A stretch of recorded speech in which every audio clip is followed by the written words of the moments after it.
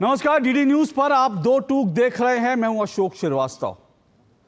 कल रात 9 बजे जब हम इसी स्टूडियो से पाकिस्तान पर दो टूक कर रहे थे, ठीक उसी समय, हालांकि उससे पहले यह हरकत शुरू हो गई थी, ठीक उसी समय भारत के एक हिस्से में, महाराष्ट्र के शहर नागपुर में, कुछ लोग नागपुर में पाकिस्तान बनाने की कोशिश कर रहे थे, नया पाकिस्तान बनाने की कोशिश कर रहे थे। आप कहेंगे मैं नया पाकिस्तान या पाकिस्तान शब्द का इस्तेमाल नागपुर के लिए क्यों कर रहा हूं? मैंने कहा कि नागपुर को पाकिस्तान बनाने की कोशिश की जा रही थी, इसलिए मैं ऐसा कह रहा हूं क्योंकि नागपुर में कल जो कुछ हुआ वो शर्मनाक था, बहुत शर्मनाक था। न सिर्फ शर्मनाक बल्कि बहुत सारी चेतावनियां लिए हुए था। आमतौर पर देश में जब कभी भी दंगे होते हैं तो हम कहते हैं कि भाई दंगे हुए और उसमें दो पक्ष शामिल थे, किसी ना किसी की गलती होती है, दो पक्ष भड़क जाते हैं, दंगे होते हैं। लेकिन कल नागपुर में जो हुआ वो शर्मनाक था, क्योंकि दंगाइयों ने वहां पर चुन चुनकर हिंदुओं के घरों को, हिंदुओं की गाड़ियों को निशाना बनाया। जैसा पाकिस्तान में होता है ना कि चुन चुनकर हिंदुओं को मारा जाता है, ठीक उसी तरह से नागपुर में कुछ घंटे के लिए ऐसा ही माहौल था कि चुन चुनकर हिंदुओं को निशाना बनाया जा रहा था। हिंदुओं की गाड़ियों को हिंदू प्रतीक चिन्ह देखकर, जिन गाड़ियों पर, जिन मोटरसाइकिल्स पर ओम का निशान था, जहां गणेश जी, जहां हनुमान जी थे, उनको निशाना बनाया गया। हर गली में, हर मोहल्ले में, और नागपुर के उस मोहल्ले में जहां ये दंगे हुए, कुछ घर मुसलमानों के थे, कुछ हिंदुओं के थे, लेकिन दंगाइयों ने सिर्फ हिंदुओं के घरों पर हमले किए, हिंदुओं के घर जलाए गए। ये नागपुर में हुआ। लेकिन क्या नागपुर में जो हुआ वो संयोग था या प्रयोग था? क्योंकि देखिए, बड़ा, अगर ये संयोग है तो ये बड़ा दिलचस्प, या यूं कहना चाहिए बड़ा खतरनाक संयोग है। पर संयोग से ज्यादा ये प्रयोग मालूम होता है, क्योंकि कल देश की राजधानी दिल्ली में जंतर मंतर पर वक्फ संशोधन कानून के खिलाफ, वक्फ संशोधन विधेयक के खिलाफ कल जो है ऑल इंडिया मुस्लिम पर्सनल लॉ बोर्ड ने एक विरोध प्रदर्शन आयोजित किया। और उस विरोध प्रदर्शन में असदुद्दीन ओवैसी, कांग्रेस के इमरान मसूद, टीएमसी के नेता महुआ मोइत्रा, समाजवादी पार्टी के धर्मेंद्र यादव, चुन चुनकर विपक्ष के नेता वहां जुटे और उन्होंने वहां पर भड़काऊ बयानबाजी की। देश में फिर से शाहीन बाग बनाने की बात की गई, देश में फिर से किसान आंदोलन की तरह सड़कें जाम करने की बात की गई, कुर्बानी देने की बात की गई, खून बहाने की बात की गई, ईंट से ईंट बजाने की बात की गई, और एक से एक झूठ परोसे गए। वैसे ही झूठ जैसे सीए के खिलाफ, नागरिकता संशोधन कानून के खिलाफ मुसलमानों को, आम मुसलमानों को भड़काने के लिए नेताओं ने जो झूठ बोले थे, ठीक उसी तरह के झूठ दिल्ली में जंतर मंतर पर बोले गए। दिल्ली में ये भड़काऊ बयानबाजी होती है और उसके बाद नागपुर में ये प्रोग्राम हो जाता है। तो आज दो टूक में इस पर चर्चा जरूरी है, क्योंकि नागपुर में जो कुछ हुआ वो सिर्फ नागपुर तक सीमित नहीं है, वो एक बड़ी साजिश दिखती है, भारत को अस्थिर करने की एक बड़ी साजिश दिखती है, जिसके जो तार हैं वो दिल्ली में जंतर मंतर पर भी मिलेंगे, जिसके तार आपको संभल में भी मिलेंगे, जिसके तार आपको इंदौर के महू में भी मिलेंगे। आखिर क्या है ये साजिश जहां हिंदुओं को निशाना बनाया जा रहा है? और अक्सर हम ये भी कहते हैं कि दंगाइयों को पहचानना मुश्किल होता है, लेकिन कल दंगाइयों को पहचानना मुश्किल नहीं था, क्योंकि दंगाई अपनी गोल जालीदार टोपियों से और वो जो नारे लगा रहे थे, उन नारों से वो दंगाई पहचाने जा रहे थे कि दंगाई कौन है। दो टूक में आज इसी पर चर्चा करेंगे। इससे पहले आगे बढ़ें, आपको दिखाता हूं कि दिल्ली में जंतर मंतर पर कैसे भड़काऊ नारे लगे और उसके बाद भड़काऊ बयानबाजी यहां होती है, दिल्ली में भड़काऊ बयानबाजी, और उसके बाद नागपुर में जो सड़कों पर तांडव होता है, घमासान होता है, वो सब देखिए। उसके बाद आज की चर्चा, आज की डिबेट को शुरू करेंगे।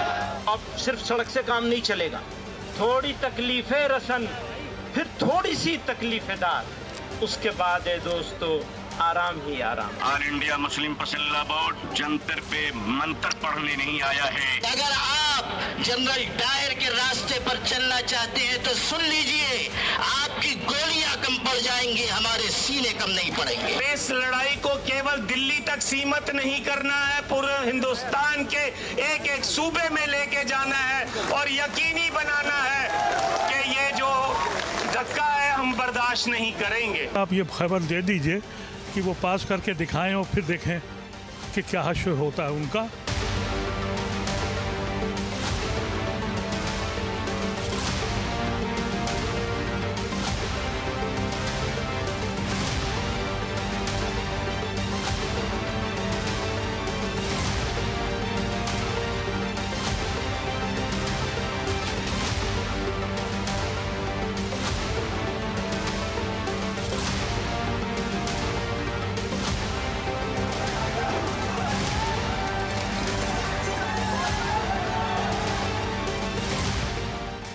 राज्य के मुख्यमंत्री और राज्य के गृह मंत्री उस घटना को अगर प्री प्लान्ड है ऐसा बोलते हैं तो इसके पीछे पुलिस का और सरकार का फेलियर उसमें स्पष्ट हो चुका है।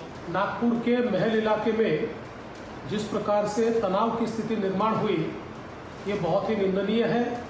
जिस प्रकार से कुछ लोगों ने पत्थरबाजी की है, पुलिस पर भी पत्थर फेंके हैं, ये बिल्कुल गलत है। मैं स्वयं इन सारी घटनाओं पर नज़र रखकर हूँ।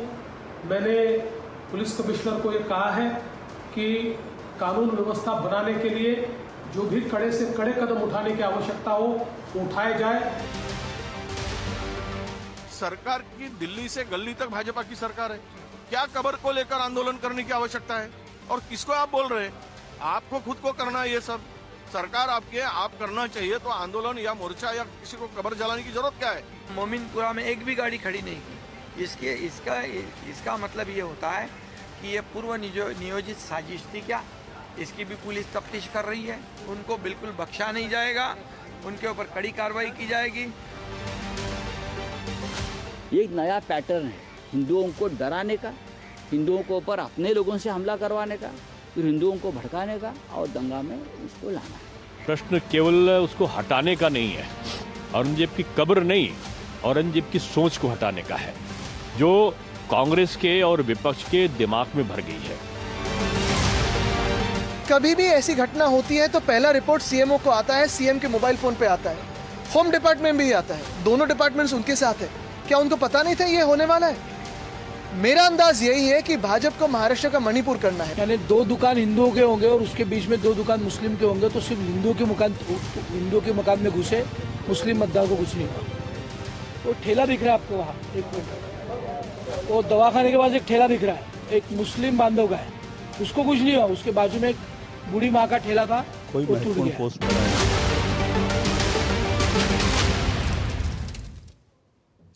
तो आपने तमाम बयानबाजी सुनी जो हो रही है, और आपको मैंने दृश्य भी दिखाए जिस तरह से नागपुर में दंगाई सड़कों पर उतरकर जो तांडव कर रहे थे।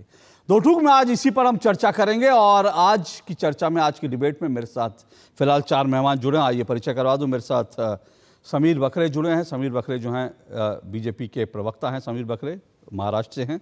मेरे साथ अजय वर्मा जुड़े हैं, कांग्रेस के नेता हैं अजय वर्मा जी। मेरे साथ किशोर तिवारी जी जुड़े हैं, शिवसेना यूबीटी के वरिष्ठ नेता हैं किशोर तिवारी जी। और मेरे साथ जो हैं रोहित कुमार सिंह जुड़े हैं स्टूडियो में, युवा चेतना के अध्यक्ष हैं। चारों मेहमानों का बहुत बहुत शुक्रिया। बहुत जल्द मेरे साथ हाजी नाजिम खान भी जुड़ेंगे, मुस्लिम स्कॉलर हैं। लेकिन मैं आज इस डिबेट की शुरुआत जो है, मैं आज किशोर तिवारी जी आपके साथ करना चाहता हूँ। दंगाइयों पर तो मैं बात करूंगा, बिल्कुल दंगाइयों पर तो बात करेंगे, दंगाइयों को एक्सपोज भी करेंगे।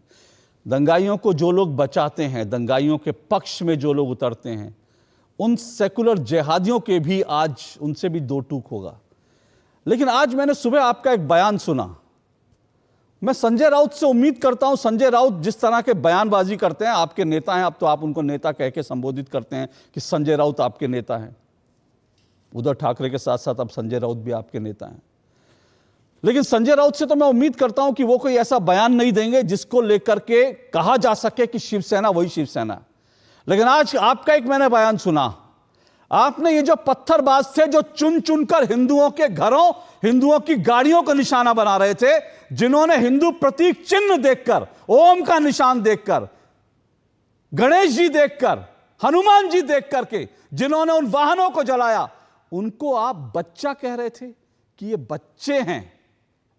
मुझे बहुत अफसोस हुआ किशोर तिवारी जी। तो मुझे लगा आज शुरुआत इसी से की जाए। क्या ये बच्चे थे, ये जालीदार टोपी पहनकर जो सड़कों पर निकल करके हिंदुओं के वाहन जला रहे थे, हिंदुओं के घर जला रहे थे, तलवारें लेकर, पेट्रोल बम लेकर निकले थे, क्या ये बच्चे थे? देखिए, जो कल नागपुर में हुआ, और अभी भी वातावरण बहुत तपा हुआ है, कोई नॉर्मल वगैरह नहीं हुआ है, लेकिन जो कुछ भी हुआ उससे हम तो बहुत ही आहत हैं। नागपुर में 140 साल में कभी ऐसा हुआ है। मैं नागपुर से हूँ, मैंने बहुत नज़दीक से परिस्थिति देखी है, और पुलिस ने जितने लोगों को अरेस्ट किया है उसमें 50-56 में से 32 तो वो बच्चे जो है जिनकी उम्र 18 से 24 तक है। बच्चे तो, बच्चे नहीं मेरी बात सुन लो, मेरे को पूरा नहीं, अशोक कुछ बोलने नहीं सर, किशोर तिवारी जी, मैं आपको रोकता नहीं, आपको अपने डिबेट में मैंने शुरू में भी नहीं रोका। आपने मेरा सवाल छोड़ करके आपने नागपुर की परिस्थिति बतानी शुरू करी, नागपुर का रिपोर्ट कार्ड पढ़ना शुरू किया, आपको अनुमति है। लेकिन किशोर तिवारी आज दंगाइयों को बच्चे दूसरी बार, मैंने तो पूछा था, मुझे लगा आज शायद सुबह आपने एक टीवी चैनल पे गलती से बोल दिया होगा, लेकिन आज किशोर तिवारी दंगाइयों को बच्चे कह रहे हैं। किशोर तिवारी जी, कौन सी शिवसेना है? ये कौन सी शिवसेना है किशोर तिवारी जी? मतलब आप लोग, ठीक है, आप लोग आज बीजेपी से नाता आपका टूटा, बीजेपी को कोसिए, बीजेपी से लड़िए, लेकिन बाला साहब ठाकरे की आत्मा के साथ आप क्या छल कर रहे हैं आज? जब बाला साहब ठाकरे सुनेंगे कि दंगाइयों को आज शिवसेना, उद्धव ठाकरे उनको दंगाइयों को बच्चा कह रही है, लड़कों से गलती हो जाती है, कमाल है जी। मेरी बात तो सुनो। एक 11:30 बजे एक घटना होती है, जिस घटने का ऑफेंस रजिस्टर होता है।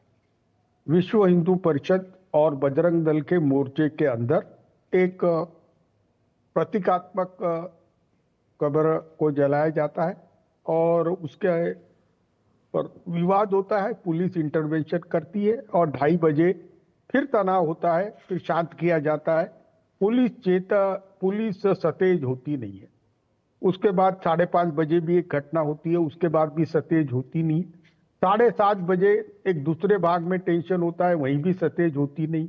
मैं आपको बता रहा हूं कि जो रविंद्र सिंघल है पुलिस कमिश्नर, उन्होंने जो बयान दिया उससे जो बजरंग दल और विश्व हिंदू परिषद के लोगों ने प्रोवोकेशन किया, उसकी ये रिएक्शन हुई सडनली, ऐसा वो कहते।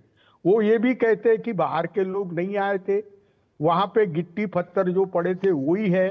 दूसरी बात वो कहते कि ये पूर्व नियोजित नहीं था, ये स्पॉन्टेनियस था। अब मुझे बताइए, ये बहुत बढ़िया, मतलब पुलिस का, मतलब आप महाराष्ट्र पुलिस का वर्जन मान रहे हैं ना पूरी तरह से? अरे मैं सुनो तो सही, मुझे बताना मैं आपका है। सर, मैंने आपको आपका वर्जन के लिए जोड़ा था, महाराष्ट्र पुलिस के वर्जन के लिए। लेकिन अगर आप महाराष्ट्र पुलिस का वर्जन दे रहे हैं और आपने कितनी आसानी से कहा प्रोवोकेशन, मतलब प्रोवोकेशन कर दिया जाए तो आप दंगे देश में भड़का देंगे, प्रोवोकेशन हो जाएगा तो आप हिंदुओं को निशाना बनाने लगेंगे, और शिवसेना, उद्धव ठाकरे, बाला साहब ठाकरे की विरासत को लेकर चलने वाली पार्टी कहेगी अरे वो बच्चे थे, वो प्रोवोक हो गए। उन्होंने अगर हिंदू प्रतीक चिन्हों पर अगर उन्होंने ओम का निशान देखकर गाड़ी में आग लगा दी तो बच्चे थे, उन्होंने गणेश जी देखकर गाड़ी में आग लगा दी तो बच्चे थे। अशोक जी आगे मुझे बोलने, अशोक जी मैं आगे बोलता हूं। शाम के वक्त चुन चुन के हिंदुओं की बस्तियों में, गलियों में भी, जहां हिंदू के और मुसलमानों के घर थे उसमें मुस्लिम घरों को छोड़कर हिंदू इसमें हिंसा फैलाई गई और यह रैंपेज चलता रहा।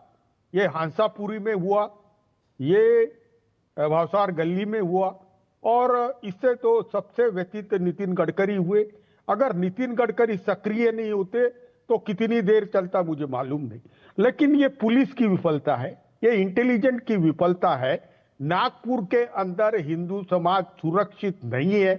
मेरी ये मांग है कि महाराष्ट्र के जो मुख्यमंत्री, जो गृह मंत्री भी है, इस घटना की वो खुद जवाबदारी लेके अपने पद से मुक्त हो जाए और नितिन गडकरी के हाथ में दे दे। मैं क्यों कह रहा हूं कि ये आग है ना महाराष्ट्र पर लग सकती है। मैं बता रहा हूं कि जिस तरीके से अफवाह और जिस तरीके से सोशल मीडिया पे फैलाया जा रहा था मुस्लिम ग्रुपों द्वारा, वो बहुत ही भड़काऊ था। और जिस तरीके से बड़े लोगों के समझाने के बाद भी मुस्लिम युवाओं ने ये सब नंगा नाच किया, तो मैं कहता हूं कि इनको सबक सिखाने का समय आ गया है। ये महाराष्ट्र में नागपुर में पहली बार हुआ और नागपुर में दूसरी बार न हो। किशोर तिवारी जी रुकिए, किशोर तिवारी जी रुकिए, किशोर तिवारी जी रुकिए। अब ठीक है, मैं आपने जो जेन्युइन सवाल उठाए ना कि क्या ये इंटेलिजेंस फेलियर थी, पुलिस कहां थी, हालांकि आपने सारा बताया। आप ये बताना भूल गए कि जिन्हें आप बच्चे कह रहे हैं उन बच्चों ने महाराष्ट्र पुलिस के 4 डीएसपी घायल किए, 30 पुलिस वालों को घायल किया, एक डीएसपी के ऊपर कुल्हाड़ी से वार किया। आप ये बताना भूल गए। और आपने कितनी सहूलियत से, कितनी सुविधा से आपने कह दिया, कितनी सुविधा से आपने कहा कि प्रोवोकेशन। मैं कह रहा हूं कि अगर कोई प्रोवोकेशन है, अगर आप मुझे प्रोवोक करेंगे तो क्या मुझे इस बात की राइट मिल जाता है कि मैं आपके घर को आग लगा दूं? और यह भी आपको बता दूं, मैं सब लोगों की जानकारी में डाल दूं, क्योंकि मुझे लगता है कि आपने तो सच बोला नहीं, पूरा सच नहीं बोला। लेकिन असदुद्दीन ओवैसी की पार्टी को आज मैंने बुलाया था, क्योंकि ओवैसी कल भी झूठ बोल रहे थे दिल्ली में जंतर मंतर पर, आज भी उन्होंने झूठ बोला। लेकिन आज ओवैसी की पार्टी का कोई प्रवक्ता मेरे सामने नहीं आने की हिम्मत जुटा पाया, क्योंकि मैं उनके झूठ को एक्सपोज करता हूं। मैंने बताया था कि ओवैसी वक्फ बोर्ड की कितनी करोड़ों की जमीन पर वो कब्जा करके बैठे हैं। और ओवैसी ने आज झूठ क्या बोला? ओवैसी ने झूठ यह बोला कि प्रोवोकेशन हुआ। आपकी और ओवैसी की भाषा आज एक दिख रही है कि प्रोवोकेशन हुआ, विश्व हिंदू परिषद ने प्रोवोकेशन किया। अरे सर, उन्होंने एक विरोध प्रदर्शन किया था। अगर उन्होंने फर्ज कीजिए कि कुछ ऐसी काम करी, और पुलिस कमिश्नर का बयान है कि वो लोग जो जलाने की कोशिश कर रहे थे एक प्रतीक के रूप में कागज को, और वो किसी धार्मिक ग्रंथ का नहीं था हिस्सा, लेकिन उसको पुलिस ने कहा कि हमने उसको रोका। और उसके बाद पुलिस ने कहा कि हमारे पास जो लोग प्रवोक हुए थे, पुलिस कमिश्नर ने यह भी कहा कि जो लोग प्रवोक हुए थे वो हमारे पास आए, हमने उनके खिलाफ पुलिस में रिपोर्ट लिखी, 5 लोगों के खिलाफ बाय नेम एफआईआर लिखी गई। यह पुलिस कमिश्नर का बयान है। और उसके बाद पुलिस कमिश्नर ने कहा कि हमारे एफआईआर लिखने के बाद सब लोग संतुष्ट होकर अपने घर गए, सब लोग संतुष्ट होकर अपने घर गए। तो फिर सवाल यह है कि 5 से 7:30 बजे के बीच ये लोग क्यों अलग अलग इमारतों से जो है पत्थर और पेट्रोल बम लेकर निकले और उन्होंने हिंदुओं को क्यों निशाना बनाया? ये सवाल सामने है। ओवैसी झूठ बोलते हैं और आज शिवसेना ओवैसी की भाषा बोल रही है, शिवसेना यूबीटी ओवैसी की भाषा बोल रही है। मैं फिर से कह रहा हूं किशोर तिवारी जी, आपने जो वैलिड सवाल उठाया उनका जवाब समीर बकरे से जरूर लिया जाना चाहिए। और आज उनको भी नहीं छोड़ेंगे हम, क्योंकि हिंदू सुरक्षित अगर नहीं है तो ये बीजेपी की और वहां पर सरकार जो उसको जवाब देना पड़ेगा। समीर बकरे जी, मैं बात करूं, मैं आता हूं, अभी आपके पास आता हूं सर, मैं आता हूं। लेकिन मैंने जो वर्जन बताया है, अगर उसमें एक भी गलत का हो तो बताइएगा। या पुलिस का वर्जन था, मैंने बताया। समीर बाकरे जी, देखिए क्या ये इंटेलिजेंस फेलियर नहीं है?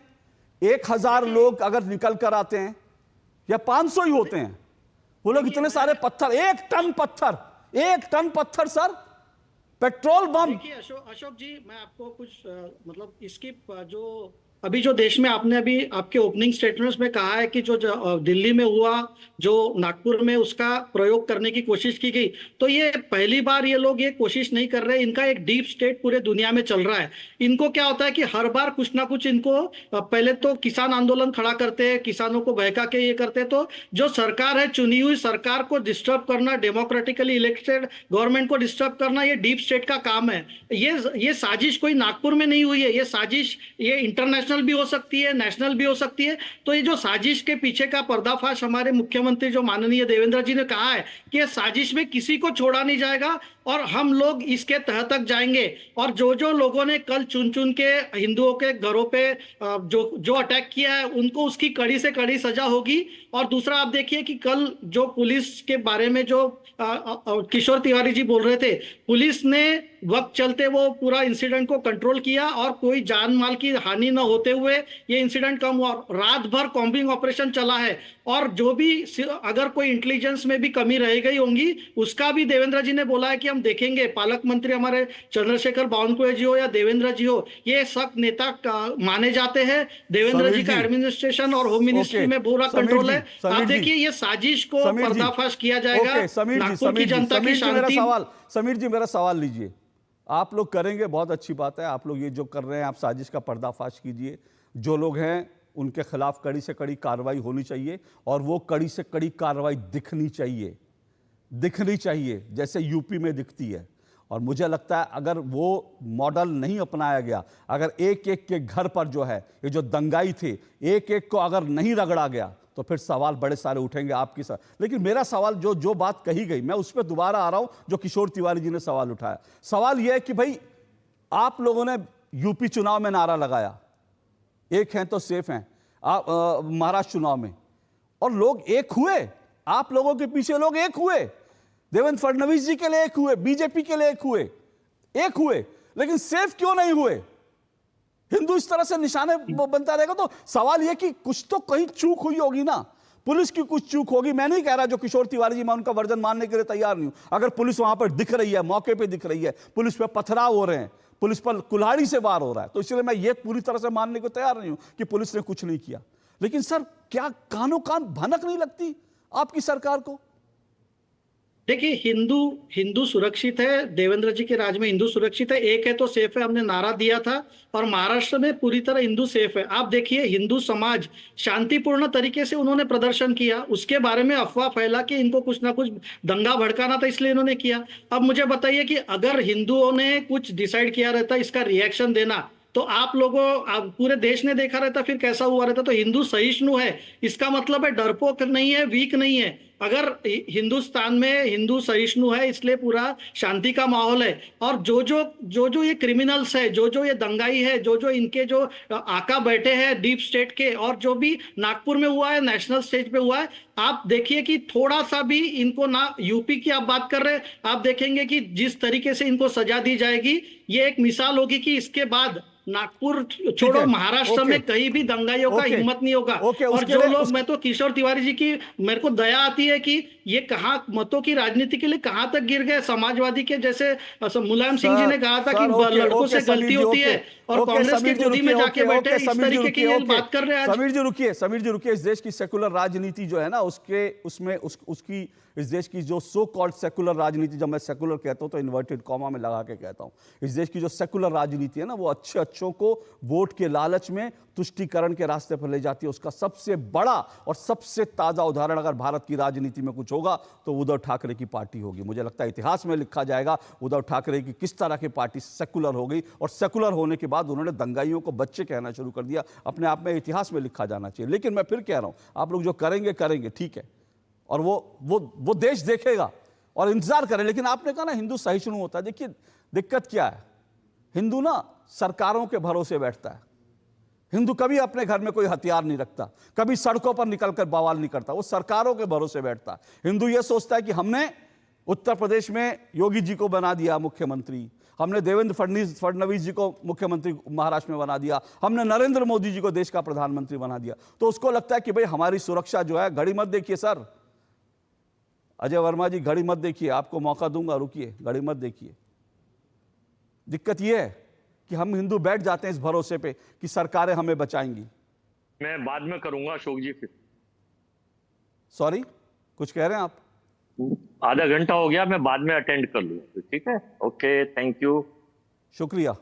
अगर आप और ठीक है अजय वर्मा जी, आप जाना चाहते हैं, बहुत बहुत शुक्रिया आपका। ये कांग्रेस की स्थिति है। हिंदुओं को हिंसक कहने वाले राहुल गांधी, और जब हिंदुओं पर हमला होता है तो एक बयान नहीं निकलता कांग्रेस के मुंह से, एक बयान नहीं निकलता। और उनको टाइम सबसे ज्यादा चाहिए डिबेट में। घड़ी देख रहे थे अजय वर्मा बैठ करके, अरे एक बयान दे देते पहले तो मैं उसी बयान पे आ जाता। अगर एक बयान दे देते राहुल गांधी तो मैं अजय वर्मा आपसे बात कर लेता। घड़ी देखने की जल्दी होती है लेकिन बयान देने की जल्दी नहीं होती। हिंदुओं को हिंसक कहने की जल्दी होती है, लेकिन हिंदुओं पर हमला होता है तो बयान देने की जल्दी नहीं होती। मुझे कोई फर्क नहीं पड़ता अजय वर्मा हो या कोई भी हो, मेरी डिबेट से जो जाना चाहता है जा सकता है। मैं सवाल पूछूंगा, ठोक के पूछूंगा, और टाइम दूंगा तो ठोक के दूंगा। हाजी नजीम खान जी मेरे साथ जुड़ चुके हैं। हाजी नजीम खान जी, ये कौन सी मानसिकता है? औरंगजेब के लिए कौन सी मानसिकता हाजी साहब ये? हाँ अशोक जी, देखिए सबसे पहले तो मैं ये कहना चाहूंगा कि अफवाहों से बचें। देखिए एक अफवाह पूरे मुल्क के अंदर किस तरीके का माहौल बना देगी, ये हम लोगों को बताने की जरूरत नहीं है। जैसे एक छोटी सी चिंगारी पूरे जंगल में आग लगा देती है, उसी तरीके से एक छोटी सी अफवाह ने किस तरीके का माहौल बना दिया गया। ये बहुत ही दुखदायक माहौल बना है नागपुर के अंदर। अब देखिए हम लोग ये चाहते हैं कि ऐसी पुनरावृत्ति दोबारा ना हो, तो उसके लिए शासन और प्रशासन को अलर्ट रहने की जरूरत है। लेकिन बार बार यहाँ पर जो हिंदू के नाम की बात आ रही है, तो मैं ये कहना चाहता हूँ कि औरंगजेब रहमतुल्लाह अलैह के कब्र खोदने की जो बात कर रहे थे, ऐसे संगठनों पे क्यों सरकार लगाम नहीं लगाती? सरकार लगाम लगानी चाहिए। हाजी साहब एक मिनट, हाजी साहब एक बात, माहौल बनाने की कोशिश हाजी नजीम खान, मैं कह रहा हूं कि औरंगजेब की कब्र खोदने की बात कर रहे हैं, नारे लगा रहे हैं, प्रदर्शन कर रहे हैं आप उनको। मैं कह रहा हूं अगर औरंगजेब की कब्र कोई उखाड़ भी देता है तो आप लोगों को क्यों फर्क पड़ना चाहिए भाई? तो इसका मतलब तो अशोक जी इतिहास को खत्म करने की पूरी कोशिश करी जा रही है। कौन सा इतिहास? इसका मतलब कौन सा इतिहास? औरंगजेब का इतिहास? औरंगजेब का इतिहास आपका इतिहास है? आपका इतिहास औरंगजेब का इतिहास है या आपका इतिहास जो है भारत का इतिहास है? हाँ देखिए अशोक जी, देखिए भारत के हर नागरिक को इतिहास की जानकारी होना जरूरी है, क्योंकि देखिए जब मराठों की बात होती है तो मुगल की भी बात होनी चाहिए। क्या सिर्फ और सिर्फ यही कहा जाएगा कि हाँ पृथ्वीराज चौहान जी, महाराणा प्रताप जी? नहीं, औरंगजेब मतलब आप कह रहे हो औरंगजेब का, आप सुनिए, एक मिनट सुनिए। जर्मनी में क्या हिटलर की तस्वीरें लगती हैं क्या? जर्मनी के लोग कहते हैं कि हिटलर हमारे प्रिय और हिटलर का इतिहास हमारा इतिहास है। कौन जर्मन नागरिक बोलता है? आपको क्या औरंगजेब से प्यार हो रहा है आपको? हाँ देखिए अशोक जी, देखिए हाजी नाजिम खान को जो मोहब्बत है डॉक्टर एपीजे अब्दुल कलाम साहब से, वीर अब्दुल हमीद साहब से, भगत सिंह से, चंद्रशेखर से, इनसे मोहब्बत करिए सर, बहुत अच्छी बात है। मैं सलाम करूंगा आपको। आप अब्दुल कलाम जी की बात करेंगे, आप वीर हामिद की बात करेंगे, मैं आपको सलाम करूंगा। लेकिन औरंगजेब की बात करेंगे तो मैं सवाल करूंगा कि औरंगजेब कहां से? देखिए इस देश में हो क्या रहा है। देखिए दिक्कत पता हाजी साहब क्या है? ये सिर्फ औरंगजेब की मानसिकता नहीं है। अभी उत्तर प्रदेश के संबल में हमें पता भी नहीं था इस देश में कैसी कैसी बेवकूफियां, इस देश में कैसे सेकुलरवाद के नाम पर क्या कुछ होता रहा। इस देश में संबल के अंदर नेजा मेला लगता था, नेजा मेला। ये नेजा मेला क्या था? ये सालार गाजी, वो सालार गाजी जो महमूद गजनी का उसका भतीजा था, उसका जो है वो सिपाही था, उसका सेनापति था, जिसने आकर हिंदुओं का कत्लेआम किया। उस सालार गाजी जिसने हिंदुओं का कत्लेआम किया, उसके लिए बाकायदा उसके नाम पर मेला लगता था। कल तक हिंदुस्तान में किसी को पता नहीं था कि सालार गाजी के नाम पर इस देश में जो है मेला लग रहा है। और अगर उस मेले को बंद किया गया, उत्तर प्रदेश की पुलिस ने कहा यह मेला नहीं लगना चाहिए, तो आज संबल के मुसलमान जा रहे हैं उसके लेकर कि हम हाई कोर्ट जाएंगे कि हमें सालार गाजी जो है उसको याद करने, उसको सलाम करने का हमको मौका, मतलब आप सालार गाजी को करेंगे, आप गजनी को सलाम करेंगे, आप औरंगजेब को सलाम करेंगे, और उसके बाद आप चाहेंगे कि आपको हम भारत का नागरिक माने, उसके बाद आप चाहेंगे कि आपको हम कहें कि हाँ गंगा जमुना तहजीब है, उसके बाद आप चाहेंगे कि हम लोग प्यार मोहब्बत से रह लेंगे। नहीं हो सकता, ये डबल स्टैंडर्ड नहीं चलेंगे। जिसको औरंगजेब से प्यार है, जिसको गजनी से प्यार है, पाकिस्तान चला जाए ना। पाकिस्तान में गजनी के नाम पर बाकायदा मिसाइलें बनाते हैं, तो जिसको गजनी से प्यार है वो पाकिस्तान चला जाए, पाकिस्तान की एक मिसाइल पर बैठ के उसके बाद निकल ले जहां निकलना है। भारत में रहने की जरूरत क्या, अगर आपको गजनी से प्यार है तो। छोटा सा ब्रेक ले रहा हूं, ब्रेक के बाद आता हूं मैं।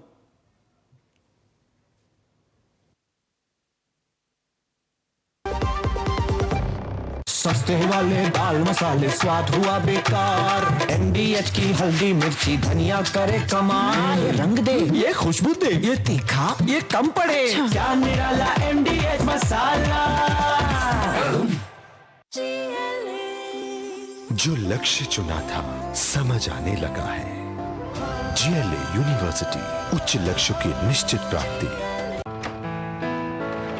पापा ये सब? हाँ, जो चीजें सालों से बेवजह पड़ी हो उन्हें हटा देना चाहिए। ये भी दादाजी की पुरानी पासबुक और FD। अरे ये कैसे रह गया? पैसे गए? नहीं, उपाय है। बैंक खाते को संचालित करते रहना चाहिए, वरना खाता इनऑपरेटिव हो जाता है। ऐसे में बैंक से संपर्क करें, खाता सक्रिय करवाएं और आपकी रकम जो है उसे ब्याज समेत क्लेम करें। दादू ये RBI कहता है जानकार बनिए, सतर्क रहिए। सही कह रहा है। जब धरती चीर कर निकलता है लोहे का पत्थर और मिलता है मोंगिया के जोश से, फिर तपता है, पिघलता है और बनता है फौलाद। अब होता है सरिया सारी खूबियों के साथ। मोंगिया स्टील, मजबूत देश का मजबूत सरिया। वाह, गाय तुम्हारी माता है ना? तो पशुहार के नाम पर जहर क्यों खिलाता है? अनसन हटा, दिल से खिला, सिर्फ कपिला, देश का नंबर 1 पशु आहार। तुमने नौकरी छोड़ दी, अब आगे क्या प्लान है? Full time mutual fund distribution. बेटा, इतने में घर कैसे चलेगा? पापा, मेरे पास 150 क्लाइंट्स ऑलरेडी हैं और नए क्लाइंट्स मिलते रहते हैं। अब नौकरी छोड़कर full time mutual fund distributor ही बनूंगा। आप भी मेरी तरह म्यूचुअल फंड डिस्ट्रीब्यूटर बन सकते हैं। जानिए कैसे? mfdkareshuru.com पर। तो करें शुरू। जीरा से प्यास बुझाएं, डाइजेशन के लिए मस्त, शरीर में नमक पानी का बैलेंस बनाए।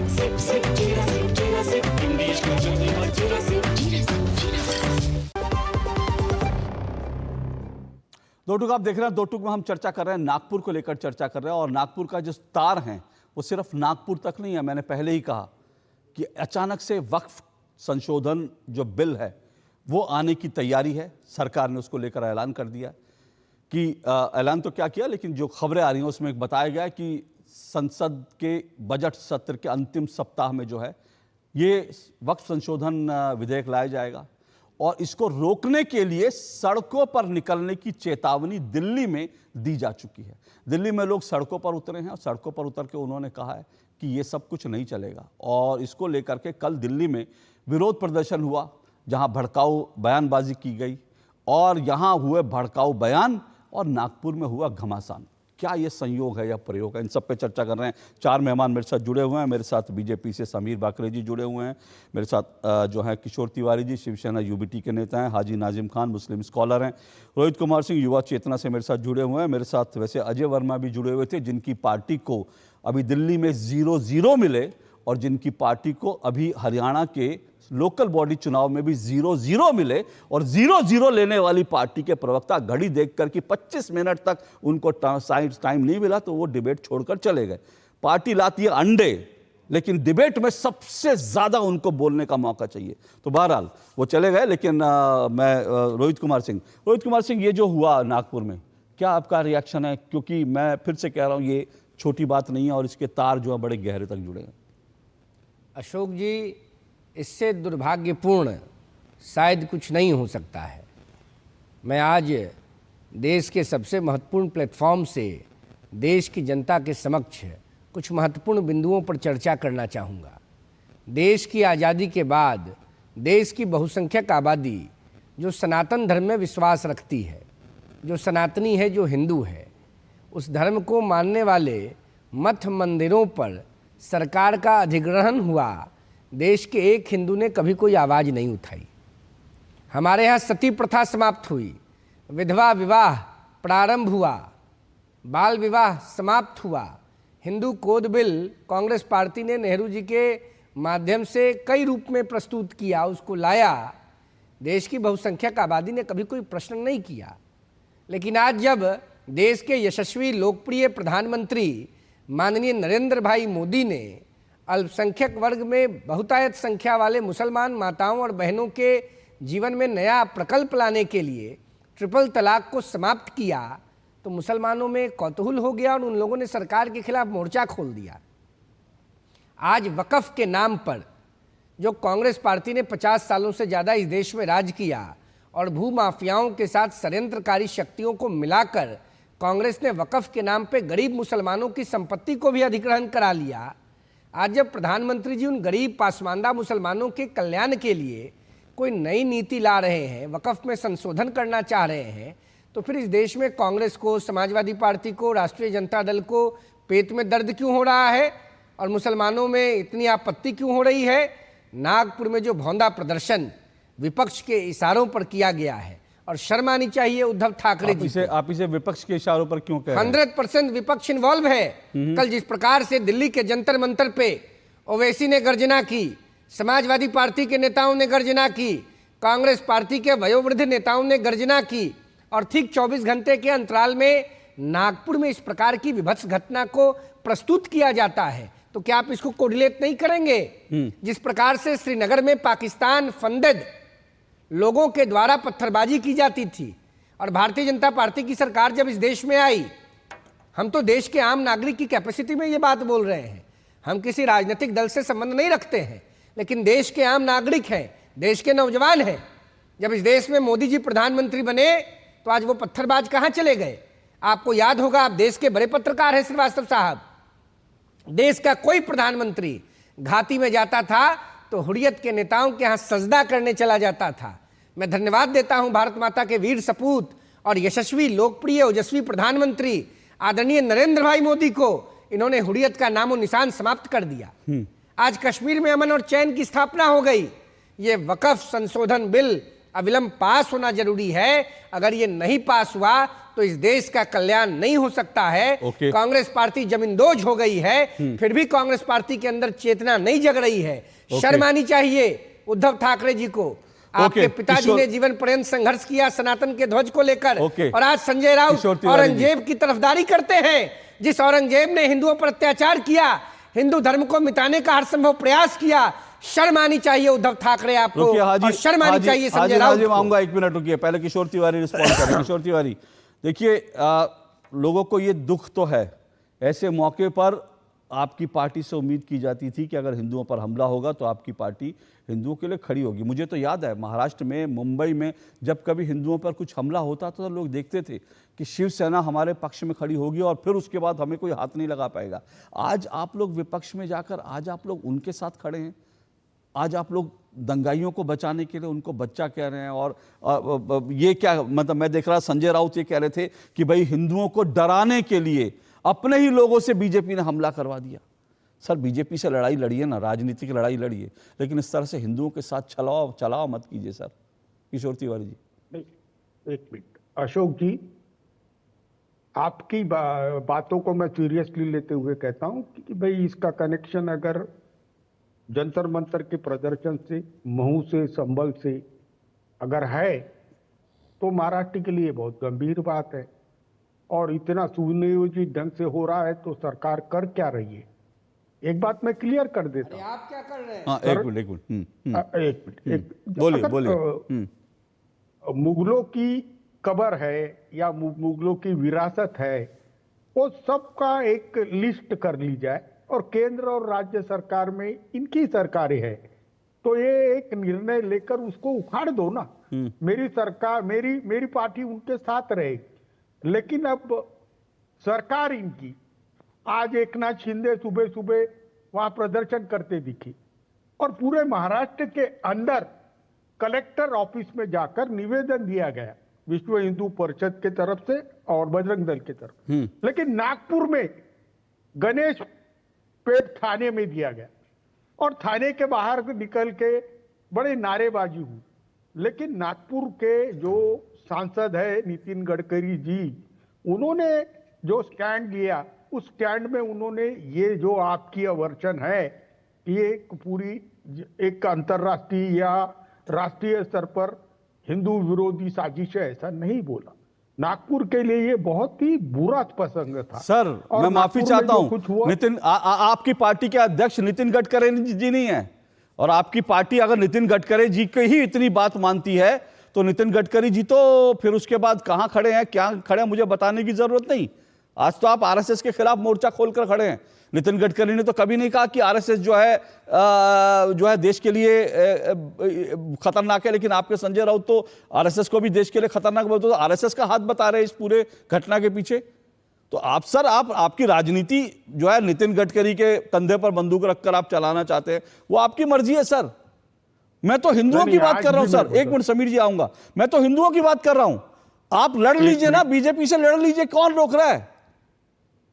अशोक जी कुछ बातों को मुझे भी क्लियर करने दो। अशोक जी आपने कहा, जब कहा गया कि यूपी के सीएम की एक दबदबा है, वहां पे हिंदुओं पे ऐसा अत्याचार बिल्कुल नहीं हो सकता, कोई हल्ला नहीं हो सकता, बहुत अच्छी बात है। मैं आदित्यनाथ मैं ये बिल्कुल नहीं कह रहा हूं कि हिंदुओं पर वहां भी होता है हमला, ऐसा नहीं है कि नहीं होता, लेकिन वहां पर सबक सिखाया जाता है। हाँ बोलिए। मैं समीर जी से एक बात पूछना चाहता हूं, नागपुर के दंगाइयों के घर पे क्या वो बुलडोजर चलाने के मानसिकता में है? क्या उनके मुख्यमंत्री यहाँ पर बुलडोजर चलाएंगे? क्या मैसेज देना चाहते हैं? क्योंकि हिंदुओं पे ये जो अन्याय हुआ इसकी तो हम सख्त विरोध करते हैं। ओके समीर हम जी, चाहते हैं कि वो क्या करना चाहते हैं। समीर जी बताइए, क्या करना चाहते हैं? समीर जी बताइए क्या करेंगे, मैसेज क्या होगा? समीर जी की आवाज दीजिए। हेलो जी बोलिए समीर जी। आ रही है आवाज? जी आ रही है। नहीं, किशोर जी ने जो पहले नितिन गडकरी जी के बारे में बोला है, तो गडकरी साहब का स्टेटमेंट उन्होंने मतलब उसको तोड़ मरोड़ के पेश करने की कोशिश कर रहे। गडकरी साहब ने सीधा शांति की अपील की थी। जब कोई दंगा या कोई ऐसा घटना होती है तो पहले तो बड़े जो नेता है, हमारे खासदार है माननीय नितिन जी ने अपील की थी कि सबने शांति बनाए रखे। देवेंद्र जी का भी वही बयान आया था, अब हमारे बावनकुळे साहब का भी वही बयान है। तो हम तीनों के कोई ऐसा एक नेता कोई अलग बोल रहा है, दूसरा कोई ऐसा ये गलत किशोर तिवारी जी गलत फैला रहे, तो बिल्कुल ये गलत फैला रहे। नितिन जी ने बोला था, सबसे अपील की थी शांति रखने की। ओके वो कह रहे हैं सुनियोजित षड्यंत्र था ये क्या? देखिए पहले जो सुनियोजित षड्यंत्र था, ये तो अभी जब सब घटनाक्रम पूरा सामने आया सभी नेताओं के सामने, तब पता चल रहा है कि सुनियोजित घटनाक्रम हो रहा था। क्योंकि जब पहले तो किसी भी सरकार की प्राथमिकता होनी चाहिए या होती है, जैसा भाजपा की तो होती है कि पहले तो शांति प्रस्तावित करे। तो गडकरी साहब ने या देवेंद्र जी के आपने दोनों के स्टेटमेंट सिमिलर है, उनमें कोई फर्क नहीं है। दोनों ने शांति की अपील की थी। देवेंद्र जी राज्य के मुख्यमंत्री है, उसके साथ गृह मंत्री भी है, सुनिए, उसके साथ गृह मंत्री भी है। उन्होंने आज विधानसभा में स्टेटमेंट दिया है कि जो लोग इसके लिए जिम्मेदार है उनको कड़ी से कड़ी सजा, ऐसी सजा दी जाएगी, इसके बाद कोई ऐसा हिम्मत नहीं करेगा। तो किशोर तिवारी जी आप निश्चिंत रहिए, जो दंगाई है जिसके लिए आप लोगों के लोग खड़े होना चाह रहे हैं, उनको सख्त से सख्त सजा भाजपा की सरकार दी जाएगी और महाराष्ट्र में पूरी तरह से शांति कायम रहेगी। किशोर जी एक मिनट, मेरा एक वो है, मैं ब्रेक लेकर फिर हाजी साहब आ रहा हूं, एक मिनट। देखिए सरकार क्या करेगी उसको पूरा देश देख रहा है, वो सिर्फ आप जज नहीं करेंगे, पूरा देश जज करेगा। लेकिन मैं ये मानता हूं बुलडोजर चलाएगी, क्या करेगी, लेकिन अगर बुलडोजर चलता है तो सर आप जो हैं कम से कम आप लोग जो है कम से कम शिवसेना उद्धव ठाकरे रोने पिटने ना लगे कि बच्चों के घरों पर बुलडोजर चल गया। छाती नहीं पीटिएगा विपक्ष के साथ खड़े होकर, और जिस तरह से कंगना रनौत का घर तोड़ने पर जो हेडिंग सामना में लगाई थी ना, उसी तरह की लगाइएगा कि ठोक दिया, बहुत बढ़िया ऐसी सामना में हेडिंग लगाइएगा। तब मत कहिएगा हाय बच्चों के घरों पर बुलडोजर चला दिया। अशोक जी छोटा सा ब्रेक ले रहा हूं, ब्रेक के बाद आता हूं।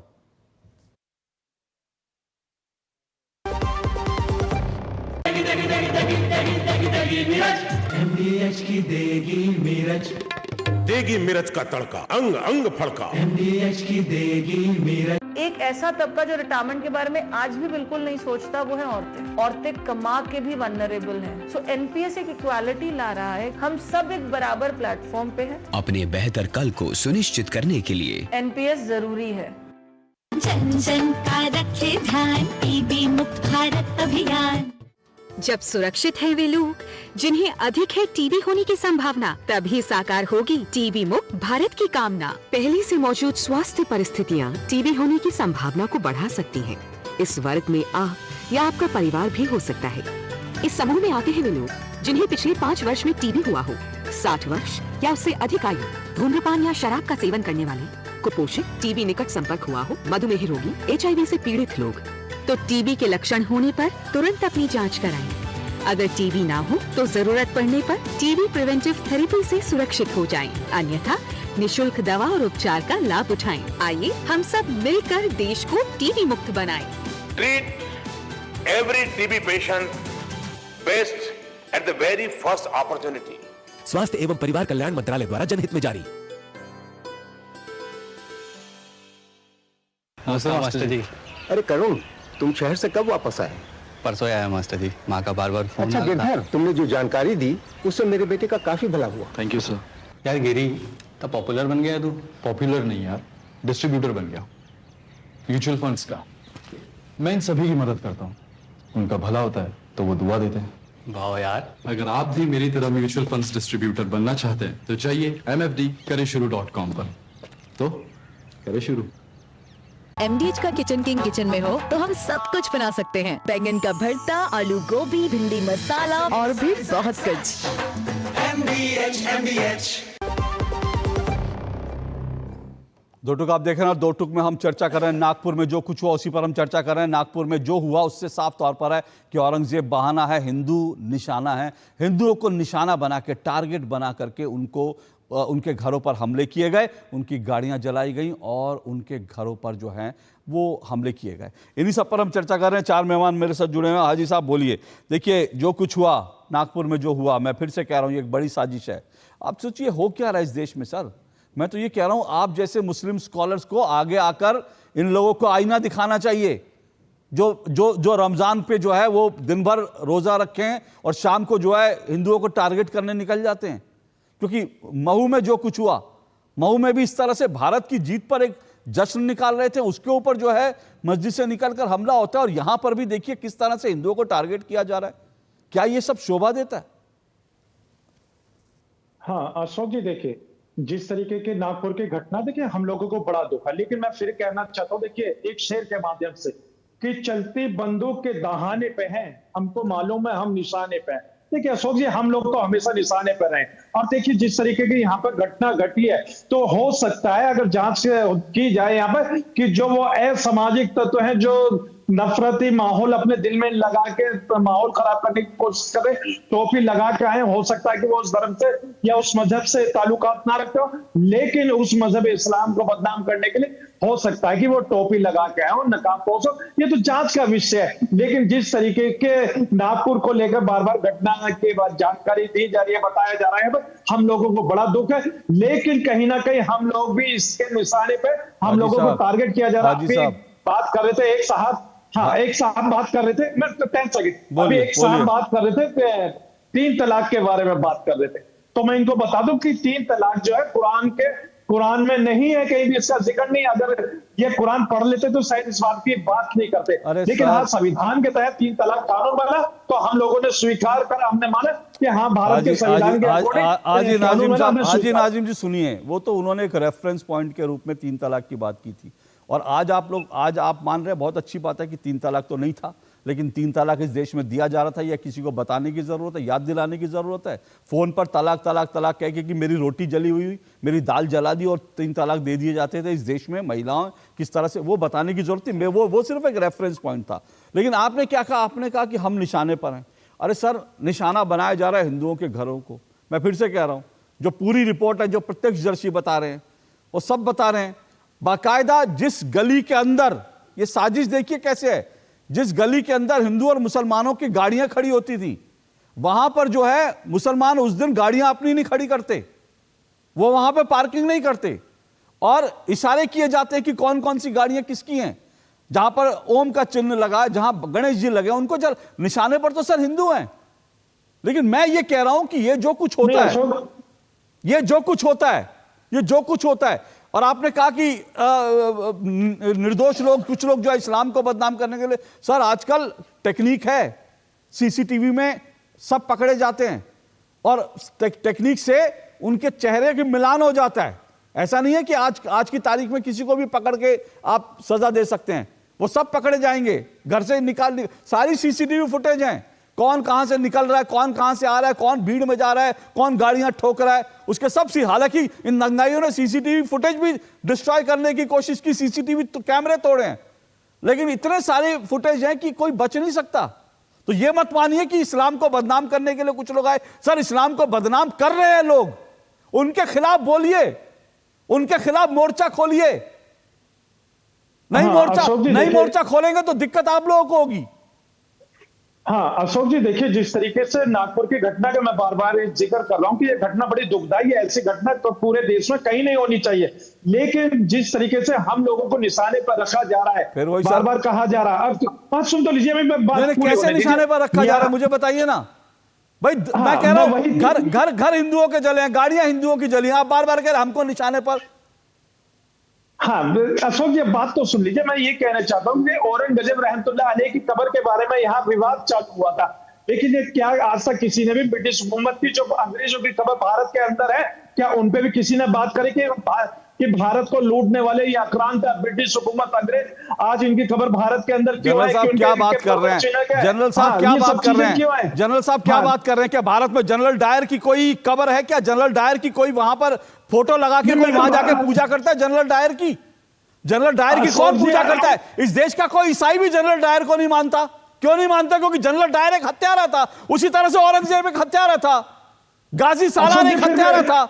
उस हत्यारे के महिमा मंडल, उसकी पूजा क्यों करनी है भाई? अशोक जी फिर भारत के अंदर अंग्रेजों की कब्रें क्या कर रही है? जिस तरीके से औरंगजेब रहमतुल्लाह अलैह की कब्र के बारे में बात करी, एक मिनट सुनिए, हाजी नाजिम सुनिए, इस देश में कोई ये नहीं कह रहा कि अकबर की कब्र उखाड़ फेंको, कोई नहीं कह रहा। हालांकि अब इतिहास में यह भी सामने आ रहा है कि अकबर ने भी 40,000 हिंदुओं का कत्ल किया था, लेकिन इस देश में कोई नहीं कह रहा कि अकबर की कब्र उखाड़ फेंको। औरंगजेब की कब्र को लेकर कहा जा रहा है ना, तो आप औरंगजेब से अपने आप को क्यों जोड़ रहे हैं? गजनी से क्यों जोड़ रहे हैं? मैं फिर से कह रहा हूं। हाँ अशोक जी देखिए, हाजी नाजिम खान भारतीय, बड़े फख्र से कहता है कि हाजी नाजिम खान भारतीय मुस्लिम है। और देखिए अगर हाजी नाजिम खान भारतीय मुसलमानों की जड़ें भारत की मिट्टी में है, उनकी जड़ें जो बाबर के देश में नहीं है, इस बात को याद रखिएगा। एक छोटा ब्रेक लेकर आ रहा हूं, रुकिए।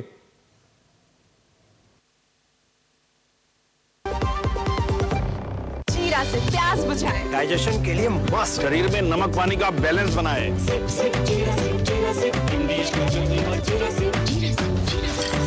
मास्टर जी। अरे करुण, तुम शहर से कब वापस आए? परसों आया मास्टर जी, माँ का बार बार फोन। अच्छा गिरधर, तुमने जो जानकारी दी उससे मेरे बेटे का काफी भला हुआ। Thank you sir. यार गिरी तो पॉपुलर बन गया तू। पॉपुलर नहीं यार, डिस्ट्रीब्यूटर बन गया म्यूचुअल फंड्स का। मैं इन सभी की मदद करता हूँ, उनका भला होता है तो वो दुआ देते हैं। वाह यार, अगर आप भी मेरी तरह म्यूचुअल फंड्स डिस्ट्रीब्यूटर बनना चाहते हैं तो चाहिए mfdkareshuru.com पर। तो करें शुरू। Under the Honorable PM's leadership, an unprecedented push to yoga has been given.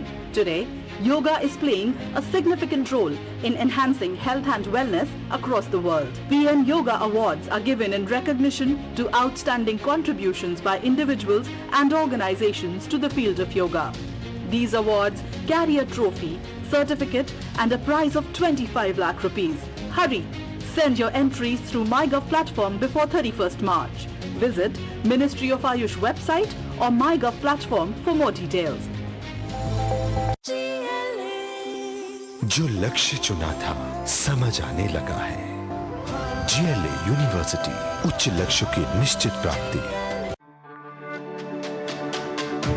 मेरी पसंद, मेरी पसंद, मेरी पसंद, मेरी पसंद, हमारी पसंद। हम सबकी पसंद। मजबूत देश का मजबूत सरिया हो गया स्टील। गोल्डी मसाले के 100 ग्राम के स्पेशल पैक्स में फ्रेशनेस लॉक ऐसे। गोल्डी मसाले, जहां जाएं रिश्ते बनाएं। दो टुक आप देख रहे हैं और दो टुक में नागपुर के बाद जो हालात है उस पर हम चर्चा करें। हालांकि नागपुर में हालात जो है फिलहाल नियंत्रण में, लेकिन जो कुछ हुआ उसको लेकर के गहन चिंतन करने की जरूरत है। रोहित सिंह, ये पूरा का पूरा जो मामला देखिए झूठ पे टिका है। 11 मार्च 2024 को इस देश में नागरिकता संशोधन कानून लागू हुआ, लेकिन अब तक एक मुसलमान की भी नागरिकता नहीं गई है। लेकिन ओवैसी से लेकर देश भर के मुल्ला मौलाना ये चिल्लाते थे, शाहीन बाग बनाया कि अगर नागरिकता संशोधन कानून लागू हो गया तो मुसलमानों को जो है हिंदुस्तान से निकलना पड़ेगा, हिंदुस्तान की उनकी नागरिकता छीन ली जाएगी। की नागरिकता नहीं गई। अरब वक्फ के ऊपर जो है झूठ बोला जा रहा है। ओवैसी से लेकर तमाम विपक्ष के नेता वक्फ पे भड़का रहे हैं। और अब जो है नागपुर में भी झूठ कि वहां पर जो है एक धार्मिक किताब जला, झूठ का बहाना लेकर के इस तरह के दंगे करना, क्या मैसेज है इसका? देखिए भाई साहब, जब देश की आज़ादी 15 अगस्त को हुई और 14 अगस्त को धर्म के आधार पर पाकिस्तान का निर्माण हुआ, तो उस समय पाकिस्तान के अंदर अल्पसंख्यक वर्ग का सबसे बड़ा स्टेक हिंदुओं का था 20.5%, जो आज लगभग 2-2.25% पर आ गया है। और हिंदुस्तान में जो मुसलमान भाइयों बहनों की आबादी थी, आज वो काफ़ी गुना बढ़ गई है। तो यह अपने आप में सत्यापित करता है कि हिंदुस्तान में मुसलमान धर्म को मानने वाले लोग बिल्कुल सुरक्षित हैं। बाबा साहब अम्बेडकर का संविधान ऐसा प्रावधान रखता है कि यहाँ किसी भी धर्म पंथ को मानने वाले लोगों को कोई परेशानी नहीं होनी है। और उसमें भी जब मोदी साहब जैसा ट्रू स्टेट्समैन भारत का प्रधानमंत्री हो, तो यहाँ धर्म के आधार पर, भाषा के आधार पर, लिंग के आधार पर विभेद कैसे होगा? ये जो गलत परसेप्शन बनाने का प्रयास कांग्रेस के द्वारा किया जा रहा है, समाजवादी पार्टी के द्वारा किया जा रहा है, लालू यादव की पार्टी के द्वारा किया जा रहा है, इसका मूल कारण है 15 सालों के लिए सत्ता से बाहर कांग्रेस पार्टी को देश की सम्मानित जनता ने कर दिया। मेरे पास उत्तर प्रदेश में समाजवादी पार्टी पावोलियन में है, राष्ट्रीय जनता दल की कोई हैसियत नहीं है। इस प्रकार की राजनीतिक रूप से हाशिए पर बैठे दल मुसलमानों के कंधों पर राइफल रख के अपनी राजनीतिक रोटी सेकना चाहते हैं। मेरे पास देश तो सबका साथ सबका विकास के कॉन्सेप्ट पर आगे बढ़ रहा है। मेरे पास समय कम है किशोर जी, बहुत संक्षेप में आपका जवाब चाहूंगा। देखिए, सीए का समय झूठ बोला गया, और अगर मैं गलत नहीं तो उस वक्त आप जो है नागरिकता संशोधन कानून के पक्ष में खड़ी थी आपकी पार्टी। आज जब वक्फ के संशोधन कानून के लेकर के एक और झूठ बोला जा रहा है कि ये कानून आ जाएगा तो मुसलमानों की मस्जिदें छीन ली जाएंगी, मस्जिदें तोड़ दी जाएंगी, जमीनें छीन ली जाएंगी। अब इस झूठ पर आपकी पार्टी का स्टैंड कहां है? नहीं, हम तो स्टेक होल्डर के कंसेंसस से निर्णय लिया जाए, यही बात है। और वफ्त के अंदर अगर मतलब स्टेक होल्डर मतलब आप कह रहे हैं कि जो इस देश की जो इस ओवैसी जैसे नेता जो कहें उनकी बात मान ली जाए? नहीं, उसमें बहुत स्टेक होल्डर है। हाँ। बहुत लोगों ने एप्लीकेशन दिया है, जेपीसी निर्णय लेगी, लेकिन हमारी पार्टी ने भी अपना निर्णय जेपीसी के सामने रखा है और हमने स्पष्ट कहा है कि स्टेक होल्डर के हितों की रक्षा। स्टेक होल्डर देश के हितों की बात नहीं होनी चाहिए, स्टेक होल्डर्स की बात होनी चाहिए।